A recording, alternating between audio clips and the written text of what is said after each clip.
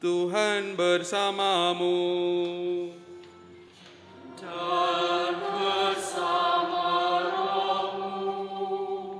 Inilah Injil suci menurut Lukas. Dimuliakanlah Tuhan.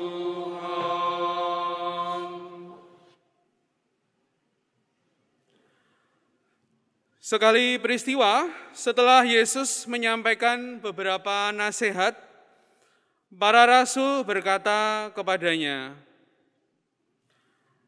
"Tuhan, tambahkanlah iman kami."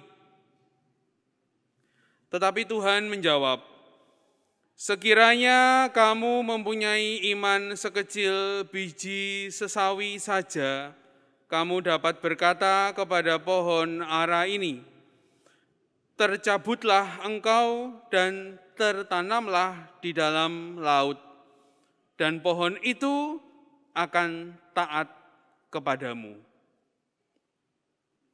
Siapa di antara kamu yang mempunyai seorang hamba yang membajak tanah atau menggembalakan ternak, waktu ia pulang dari ladang akan berkata kepada hamba itu, 'Mari, segera makan'? Bukankah sebaliknya, ia akan berkata kepada hamba itu, 'Sediakanlah makananku, ikatlah pinggangmu, dan layanilah aku sampai aku selesai makan dan minum. Sesudah itu, engkau boleh makan dan minum.' Apakah ia berterima kasih kepada hamba itu karena hamba itu telah melakukan apa yang ditugaskan kepadanya? Demikian jugalah kamu. Apabila kamu telah melakukan segala sesuatu yang ditugaskan kepadamu, hendaklah kamu berkata, 'Kami ini hamba-hamba yang tidak berguna. Kami hanya melakukan apa yang harus kami lakukan.' Demikianlah sabda Tuhan. Terpujilah Kristus.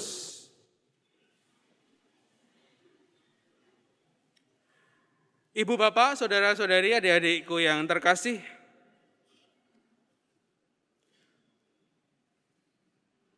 ada seseorang yang rumahnya kebanjiran. Ya, ada seseorang yang rumahnya kebanjiran. Air mulai naik sampai ke lutut. Maka orang itu kemudian diajak oleh keluarganya untuk segera pergi mengungsi. Tapi orang itu mengatakan, "Tidak, saya percaya Tuhan akan menolong saya." Airnya naik lagi, ibu bapak, saudara-saudari, adik-adik yang terkasih. Airnya naik lagi. Naik sampai memenuhi lantai 1, maka dia pergi ke lantai 2. Kemudian datanglah sebuah perahu karet. Kemudian tim penolong mengatakan kepada bapak itu, "Mari bapak, ikut kami. Air sudah semakin tinggi." Kemudian bapak itu mengatakan, "Saya percaya pada Tuhan, saya percaya Tuhan akan menolong saya." Nah, maka perahunya pergi. Ternyata airnya semakin tinggi, ibu bapak, saudara-saudari, adik-adik yang terkasih, airnya sampai naik ke atap. Maka bapak itu naik terus sampai ke ujung rumahnya, sampai di atap. Kemudian datanglah helikopter. Tim SAR datang, hendak menyelamatkan bapak itu. Tim SAR-nya sudah teriak-teriak, "Mari bapak, saya bantu ke tempat yang aman." Bapak itu mengatakan, "Tidak, Tuhan akan menolong saya." Maka helikopternya pergi.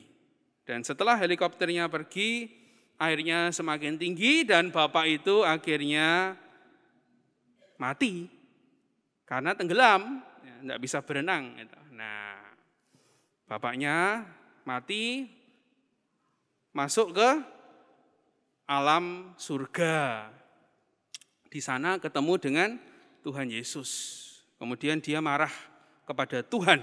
Dia protes pada Tuhan. Tuhan, aku sudah beriman kepadamu. Kenapa engkau tidak menyelamatkan aku? Kemudian Tuhan menjawab, loh, tadi kan sudah saya kirim perahu karet, sudah saya kirim helikopter. Kenapa kamu tidak mau ikut mereka?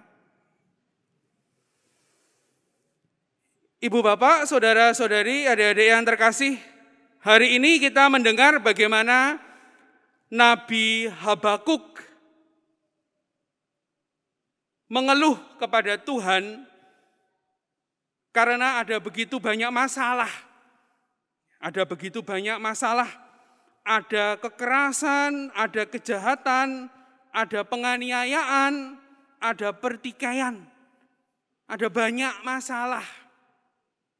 Dan kita semua juga tahu bahwa hidup kita itu tidak baik-baik saja.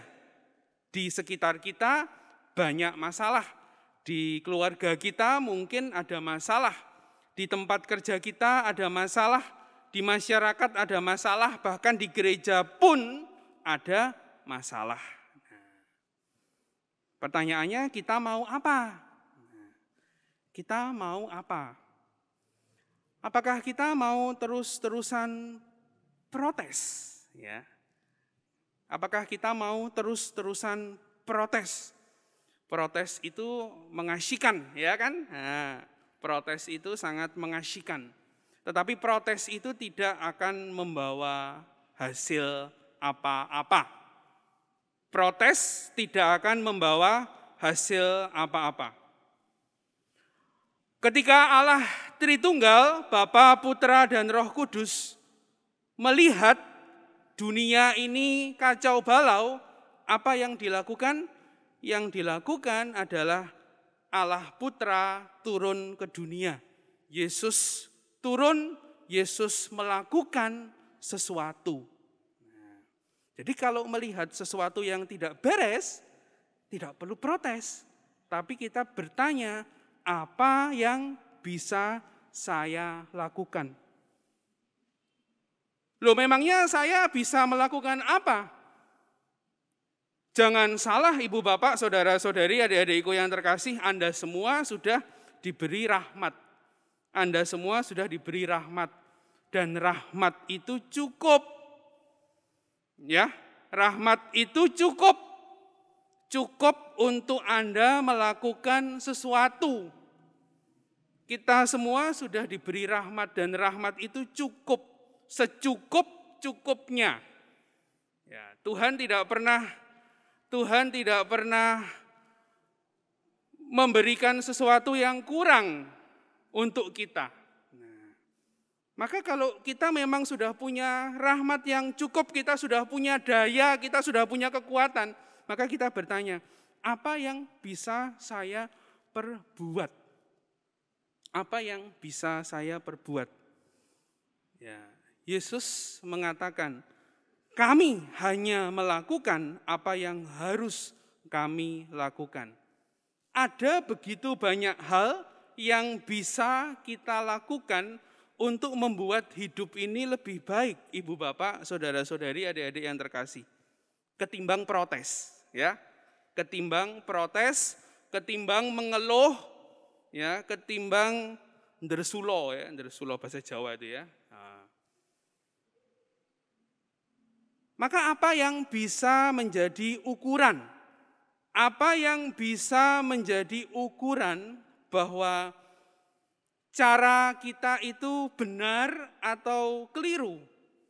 Yang bisa menjadi ukuran ibu bapak, saudara-saudari, adik-adikku yang terkasih adalah silahkan melihat apa yang saya rasakan. Kalau saya merasa jengkel, saya merasa marah, saya merasa kecewa, bisa jadi Anda masih ada di jalan yang keliru. Tapi kalau Anda merasa bahagia, Anda merasa mantap, Anda merasa tenang, Anda merasa damai, itu berarti Anda ada di jalan yang benar. Cara Anda benar, sikap Anda benar. Maka silahkan Anda memeriksa diri Anda. Kalau isinya hati ini rasanya panas, marah, kecewa, pahit. Hati-hati Ibu Bapak, karena Paulus mengatakan buah roh adalah sukacita, kebahagiaan, dan cinta kasih. Maka kita mohon rahmat Tuhan agar kita berani berbuat sesuatu untuk membuat lingkungan, membuat hidup ini menjadi semakin baik. Mari kita bertanya, apa yang bisa saya lakukan? Apa yang bisa saya berikan untuk keluarga saya, untuk tempat kerja saya, untuk gereja saya, untuk masyarakat. Kita mohon rahmat Tuhan. Amin.